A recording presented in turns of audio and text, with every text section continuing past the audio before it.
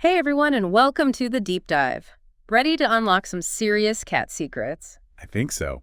We're diving deep today into the world of feline behavior. That's right. And we've got this awesome guide, Understanding Feline Behavior, to help us along the way. We're going way past those basic cat facts.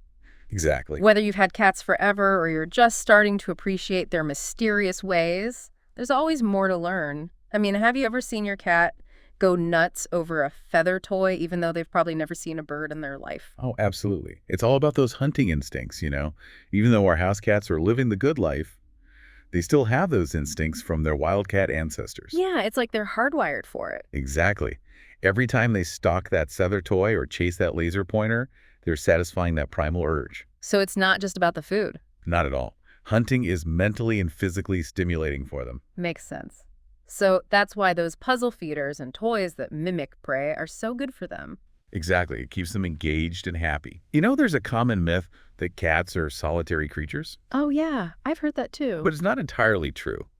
They can be independent, for sure, but they're also totally capable of forming those strong social bonds. Especially if they're raised together, right? Exactly. Or even if they're introduced carefully.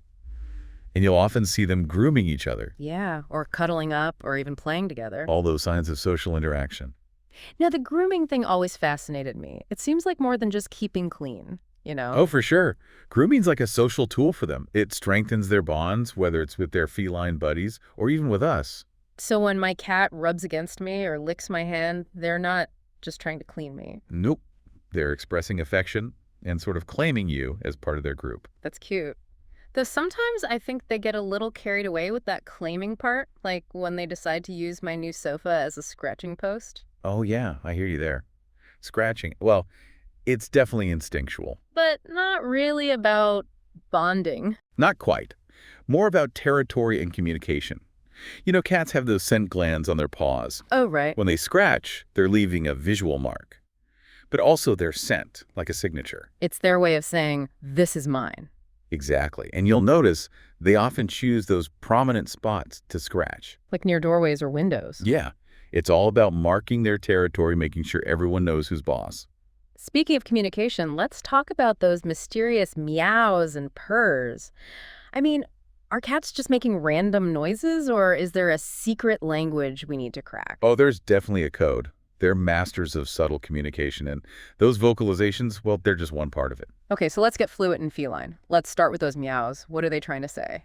Well, meows are often directed at us. They're humans.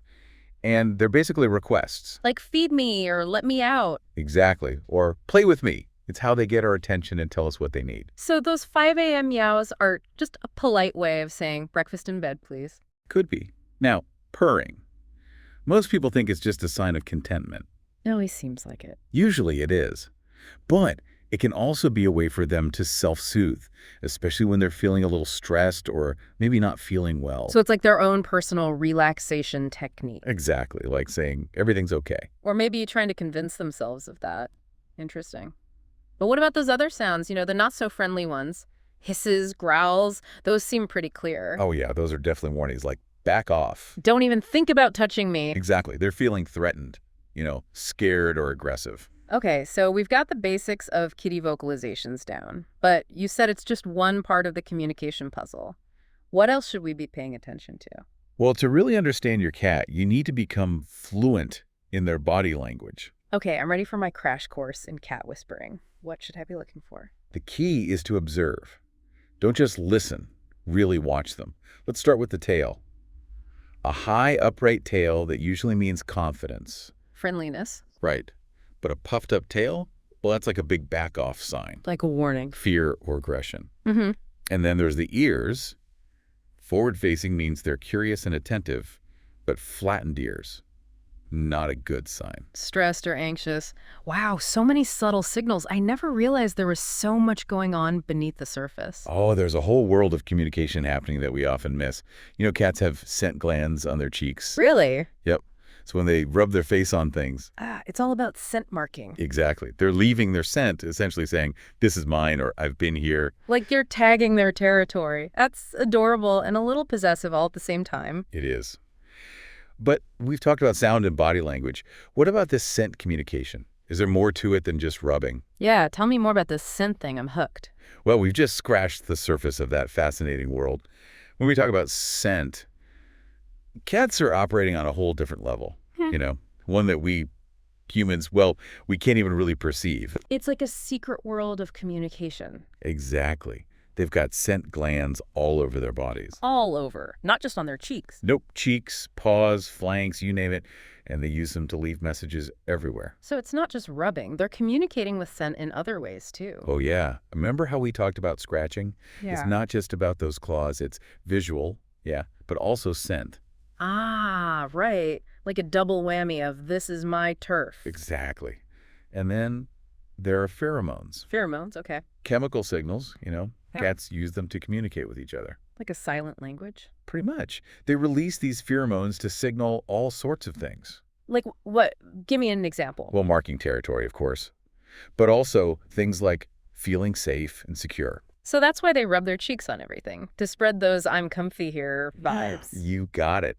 I've heard about pheromone products for cats, like sprays and diffusers. Oh, yeah, those calming sprays. Do those actually work? I mean, is there any science behind that? Oh, yeah, for sure. Think of them like invisible messages. Invisible messes, okay. Cats, they can't help but react to them. We might not even smell anything, but to them, it's loud and clear. That's wild. So, like, how does it work exactly? What kind of messages are we talking about? Well, take facial pheromones, for example. Remember when a cat rubs its cheeks on something? They're releasing those pheromones. Right, marking their territory. Kind of. But it's more like saying, hey, this spot's safe and familiar, like a hello to other cats. Oh, okay. Interesting. And what about those calming sprays? Do they use different types of pheromones? You bet. They often use synthetic versions of what are called appeasing pheromones, other Ah, cats. yeah. They release those to calm and reassure their kittens. Oh, that's sweet. So these products are trying to mimic that effect, creating more relaxed, comfortable vibe. Especially useful, if your cat's stressed or anxious. That's pretty cool. I mean, I've heard good things about those sprays, but I never really understood how they worked. Yeah, it's pretty amazing what scent can do. It is. And we've gone deep into cat communication today. We talked about meows and purrs and hisses, and now all this fascinating stuff about scent.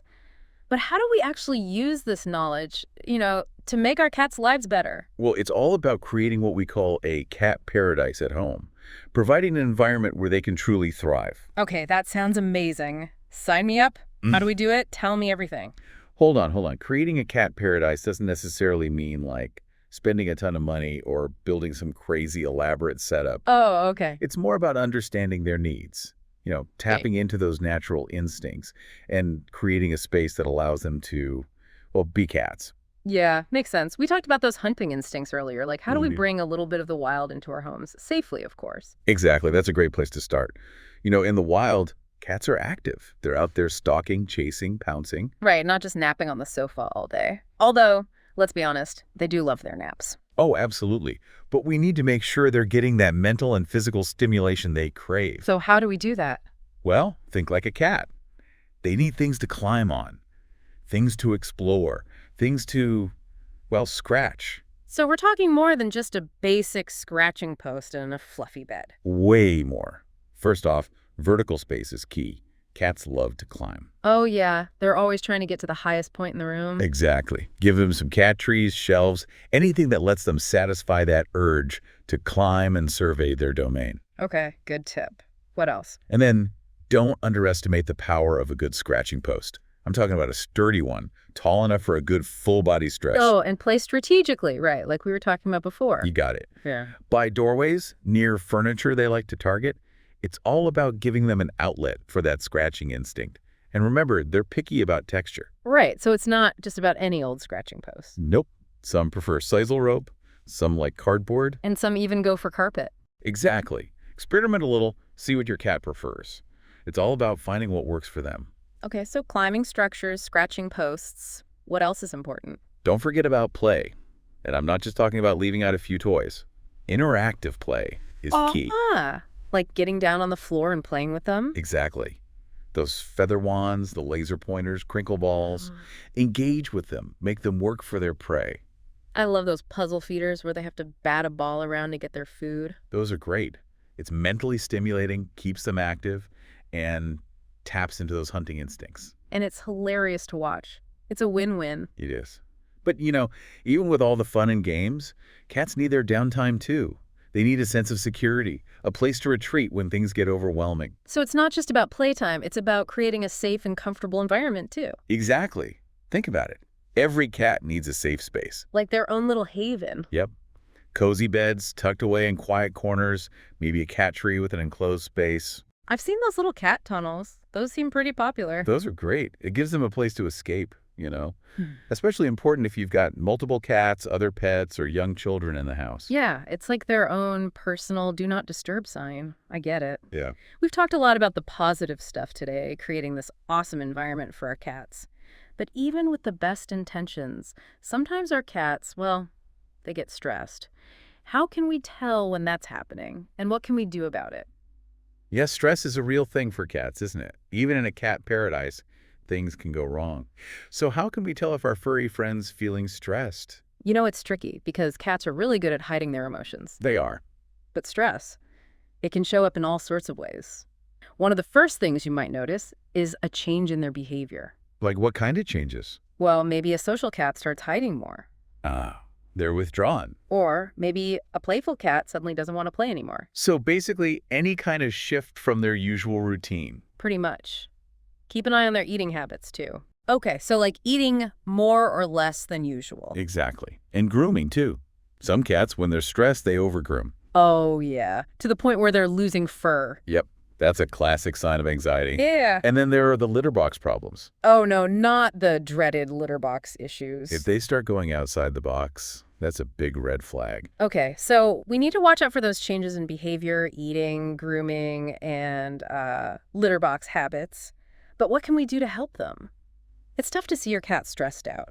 Well, the first thing is figuring out what's causing the stress. Like playing detective. Right, what's the source of the problem? Exactly. Is it something in their environment? Like, did we move the furniture around? Did we bring home a new plant? Could be. Or maybe there's a new pet in the house. Hmm.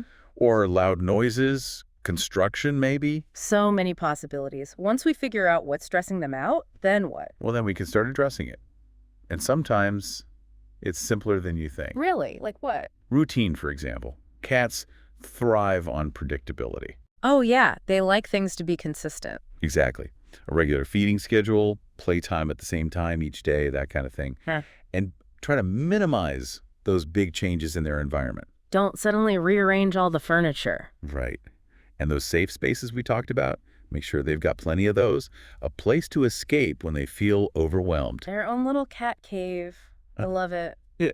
And speaking of things we talked about earlier, what about those pheromone products? Can those help with stress? Oh, absolutely. Those diffusers or sprays can create a much calmer vibe. Like instantly chill out the atmosphere. Pretty much. And in some cases, a special diet might help too. One that's formulated to reduce stress. Oh, wow. I didn't know Okay. that. But of course, if we've tried everything and we're still worried, it's always best to talk to the vet, right? You got it. They can check for any underlying medical issues and give you some personalized advice. Always good to err on the side of caution with our furry friends. Well, we've covered so much today. We talked about cat communication, those meows and purrs, scent signals, the whole 9 yards. And we learned about how to create that awesome environment for them, and even how to spot stress and help them cope. So what's the most important takeaway for our listeners? What do you really hope they remember? I think it comes down to this. Understanding your cat, it's not just about the basics. It's more than food, water, and a litter box. Exactly. It's about recognizing that they're complex little beings. They've got their own needs and their own ways of telling us what they need. Right. And if we learn to listen, really observe them, we can build an amazing bond, a truly fulfilling relationship. It's pretty special. It is. And it's a journey, isn't it? We're constantly learning and growing alongside them. That's the beauty of it. Keep learning, stay curious, and never stop appreciating the amazing creatures who share our lives. They're truly something special. Couldn't have said it better myself. So, to all our listeners out there, keep those tails twitching, those purrs rumbling, and cherish every moment with your feline friends.